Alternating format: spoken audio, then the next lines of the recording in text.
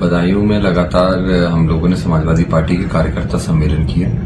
और हाल ही में पिछले 2-3 सम्मेलन से जनता की तरफ से ये बात निकल के आई कि जनता चाहती है कि जिस तरीके से आदरणीय धर्मेंद्र यादव बड़े भाई हमारे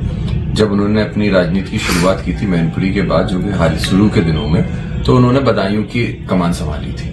और एक युवा के तौर पे मैं समझता हूं यहाँ की जनता ने उनको जिताने का काम किया और उसी तरीके से जो एक फीलिंग है यहाँ की जनता के अंदर, मैं समझता हूं फिर से एक फीलिंग आ रही है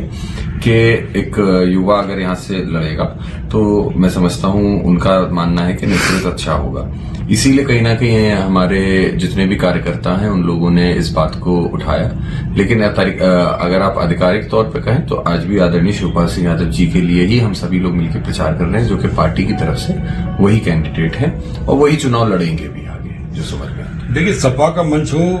या बीजेपी का मंच हो, हर मंच पर एक ही बात सामने निकल कर आ रही है कि समाजवादी पार्टी के प्रत्याशी बदला जाएगा। हालांकि इस बात का कोई खंडन भी नहीं कर रहा है और इस बात पर कोई पक्की मोहर भी नहीं लगा रहा है कि ऐसा होगा। इस पर आप क्या कहेंगे? देखिए,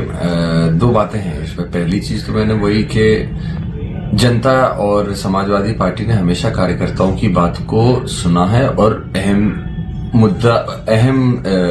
इम्पोर्टेंस उसी को दिया गया है। इसीलिए हम लोग ये जो बात है इसको शीर्ष नेतृत्व तक रखा जा रहा है। कोई प्रस्ताव, पहले मैं बता दूं आपके माध्यम से,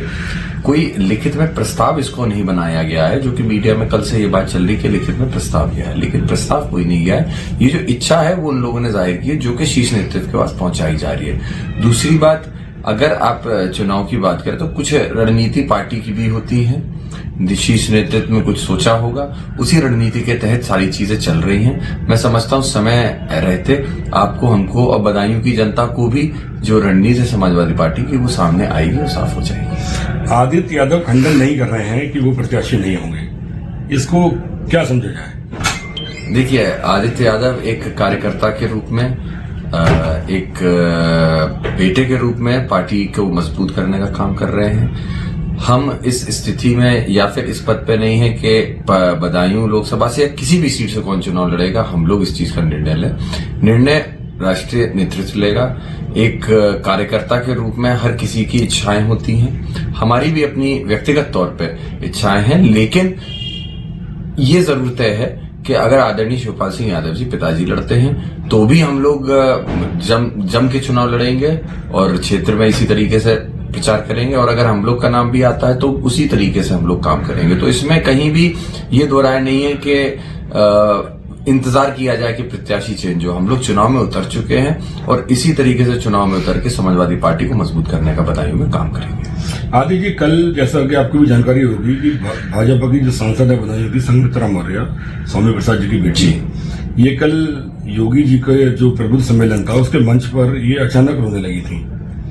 तो क्या आप इसको किस तरह देखें? क्या वो दुखी हैं, परेशान हैं, हताश हैं टिकट न मिलने से, या कहीं ना कहीं आपकी उनसे, आपकी पार्टी से उनकी कोई बात चल रही है इसी टिकट के संबंध? देखिए, पहली चीज, संगमित्रा मौर्य जी देश की आधी आबादी से आती है, महिला है। महिलाओं का सम्मान समाजवादी पार्टी ने हमेशा किया और हम लोगों को ये चीज सिखाई भी गई है और समाज में हम लोगों ने ये चीज देखी है कि माँ, बहन या फिर किसी भी रूप में अगर महिला होती है तो उसका सम्मान होना चाहिए। उनकी टिकट कटी है, निश्चित तौर पे व्यक्तिगत तौर पे उनको खुद को भी बहुत बुरा इस चीज का लगा और एक दुख होता ही, हर व्यक्ति को जिसने 5 साल काम किया उसको दुख होता है अगर पार्टी टिकट काटती है। ये बात सोचने वाली भारतीय जनता पार्टी की है और प्रधानमंत्री मोदी जी की और योगी जी की है कि ये आधी आबादी का हिस्सा और खास करके पिछड़े समाज से आने वाली महिला को, जिसको आपने टिकट दिया, उसके बाद यहाँ पे आप किसी भी वजह से आप टिकट बदल देते हैं तो स्वाभाविक है उनको दुख होगा। उस दुख को हम लोग समझते हैं और हम लोग की सहानुभूति है उनके साथ, लेकिन जिस तरीके से भारतीय जनता पार्टी अनदेखी कर रही है आधी आबादी की, उस समाज की जिसने एक समय पे 2014 में बढ़ चढ़ के उसको वोट दिया था, तो मैं समझता हूं इस 2024 के चुनाव में जनता बदायूं की इसका जवाब देगी और इसका संदेश अच्छा निश्चित ही नहीं होगा, क्योंकि एक समाज से वो आती हैं और सांसद रह चुकी है, तो अगर उनकी कोई पीड़ा है तो इसको भारतीय जनता पार्टी को समझना चाहिए था। कहीं ना कहीं आदित्य जी, ये चर्चा है कि स्वामी प्रसाद मौर्य की अखिलेश जी से बात हुई है और समाजवादी पार्टी से संघमित्रा को कहीं ना कहीं से टिकट देकर एडजस्ट किया जाएगा, कितनी सच्चाई है इस बात में, क्या कहेंगे आप? देखिए, ये दो बातें हैं जैसा आपने सवाल किया उसमें। पहली बात तो ये, स्वामी प्रसाद मौर्य जी बड़े नेता हैं,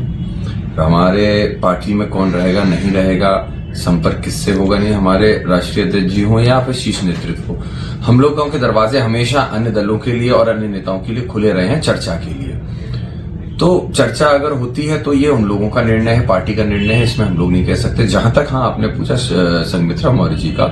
तो पार्टी ने अपना प्रत्याशी समाजवादी पार्टी से यहां बना भी दिया है। आसपास की सीटों से भी हमारे प्रत्याशी घोषित हो चुके हैं और चुनाव मैदान में लगातार प्रचार कर रहे हैं। मेरी जितनी सूझबूझ है, क्योंकि मैं लखनऊ में तो नहीं, मैं इस समय बदायूं में प्रचार कर रहा हूं,